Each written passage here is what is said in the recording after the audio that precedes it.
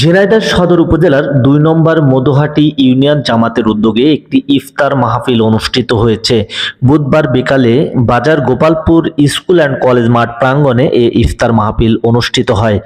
Madhuhati union জামাতে আমির মুক্তার হোসেনের সভাপতিত্বে প্রধান অতিথি হিসাবে উপস্থিত ছিলেন ঝিনাইদহ জেলা ওলামা মাশায়েখের সভাপতি মুহাদ্দিস রবিউল ইসলাম।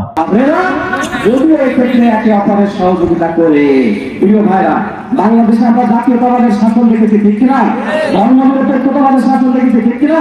চীনপন্থী দেখেছি, ভারতপন্থী দেখেছি, রাশিয়াপন্থী দেখেছি, আমেরিকাপন্থী দেখেছি, ঠিক কিনা? বিশেষ অতিথি হিসেবে উপস্থিত ছিলেন ঝিনাইদহ সদর উপজেলা প্রধান নির্বাচন কমিশনার এবং মধুহাটি ইউনিয়ন পরিষদের সাবেক চেয়ারম্যান ডাক্তার আকবর হুসাইন, বাজার গোপালপুর ক্যাম্পের এএসআই আনিচুর রহমান, শিবির সদর পশ্চিমের সভাপতি রাশিদুল ইসলাম সহ ইউনিয়নের প্রায় ৩,০০০ মানুষ বাজার গোপালপুর স্কুল অ্যান্ড কলেজ মাঠ প্রাঙ্গণে একসাথে ইফতার করেন।